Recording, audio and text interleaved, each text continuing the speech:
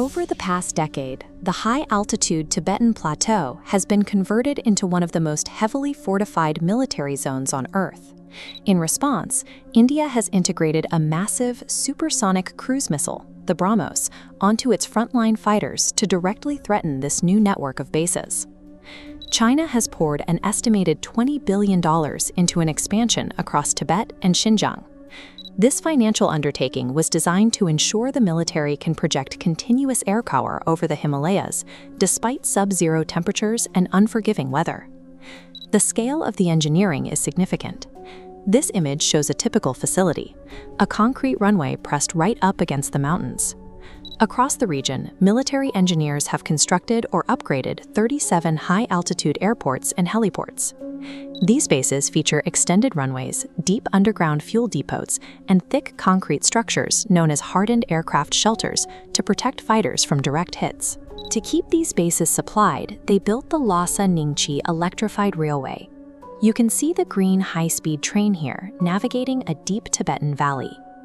This 436-kilometer rail line runs directly parallel to the Indian border, giving the military the capacity to ferry heavy weapons and personnel right to the frontier at speeds up to 160 kilometers per hour. Shielding all of this infrastructure is a dense array of surface-to-air missiles. This includes advanced mobile air defense vehicles like the Russian-made S-400 Triumph, seen here with its 4 vertical launch tubes, operating alongside domestic HQ-9 systems to lock down the airspace above the plateau. If you want to understand the mechanics behind global military standoffs like this one, make sure to subscribe to the Global Warwatch network. We break down the technology shaping modern geopolitics every week. By layering rapid logistics, expansive fortified runways, and deep radar coverage, this logistical and defensive web turned the Tibetan Plateau into a geographical fortress designed to be impenetrable from the south.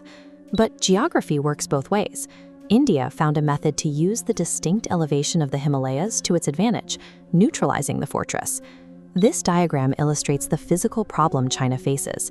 Air at 14,000 feet is incredibly thin. When a Chinese fighter tries to take off from these high-altitude bases, it suffers a severe aerodynamic penalty, forcing a 50% drop in the payload and fuel it can safely lift off the runway. The Indian Air Force, on the other hand, operates from the northern plains, sitting at near sea level.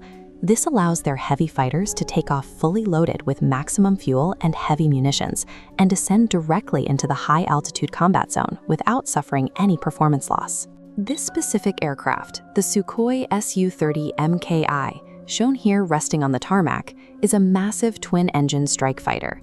Its heavy lifting capacity makes it one of the few frontline fighters globally capable of carrying the massive blue 2.5-ton cruise missile mounted directly under its centerline. By launching heavy payloads from low elevations, India bypasses the altitude penalty. This ensures they can strike high-altitude targets with maximum destructive power, while their adversaries are forced into the air with restricted fuel and lighter weapons. That heavy weapon is the BrahMos A. As you can see in this close-up, it is an enormous piece of hardware. It measures 8 meters long and uses a solid propellant booster to hit speeds of Mach 3, 3 times the speed of sound. Originally, export laws under the Missile Technology Control Regime capped the weapon's reach at 290 kilometers. But when India officially entered the regime in 2016, those regulatory restrictions were lifted. Engineers upgraded the missile, pushing its operational strike range to between 450 and 500 kilometers. Agencies in India and Russia are currently developing and testing an extended range variant, capable of hitting targets up to 800 kilometers away. Pushing a cruise missile out to those distances changes how an air force operates. A standoff strike capability of this magnitude is normally reserved for massive, dedicated strategic bombers, not agile fighter jets. This map visualizes the tactical advantage. The 500-kilometer and 800-kilometer rings extend from Indian airspace deep into the Tibetan Plateau, enveloping multiple Chinese air bases. The Indian Air Force can hold this deep territory military infrastructure at risk, while the pilot launching the weapon remains entirely safe within sovereign Indian airspace. The obvious counter to a long-range missile is a long-range radar. Theoretically, China's multi-billion-dollar S-400 radar network should track the BrahMos the moment it leaves the fighter and guide interceptors to destroy it. But this cross-section of the Himalayas reveals a physical limitation. Radar waves travel in straight lines and cannot pass through solid rock. When they hit the towering mountain ridges, they bounce off, leaving deep, dark zones in the valleys below. Military planners call these blind spots radar shadows. The BrahMos A is specifically programmed to exploit this geography using a technique called terrain masking. After launch, the missile plummets to an altitude of just 10 meters.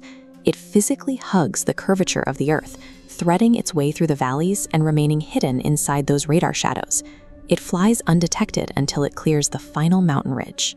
At speeds of Mach 3, topping up directly over the target leaves the enemy's air defense network heavily overwhelmed, compressing their window to detect, track, and intercept the weapon to less than 40 seconds. Combining supersonic velocity with a low-altitude flight profile blinds the defense network. It renders those costly surface-to-air missile batteries useless against a preemptive strike. For decades, Chinese military planners operated under a core assumption that the vast geographical depth of the Tibetan plateau and the physical barrier of the Himalayas provided a natural sanctuary for their assets. Now, major facilities, including the critical air bases at Lhasa Gangar, Shigatse, and Yinchi, are no longer shielded by distance. They sit within the strike range of the upgraded BrahMos. This creates a strategic problem. Instead of using their advanced radar and missile systems to control the skies over the border, Chinese forces are compelled to pull those systems back into localized, defensive postures just to guard their own infrastructure. By pairing the heavy strike capacity of the Su-30 MKI with long-range supersonic missiles, India gained a conventional deterrent that reaches deep behind the mountain wall. India engineered a weapon specifically to exploit the physical limits of high-altitude radar. In doing so, they weaponized the geography of the Himalayas to turn China's historical mountain shield into a tactical liability. Thanks for watching. If you found this breakdown of the Himalayan power dynamic insightful, please like, share, and leave a comment below with your thoughts.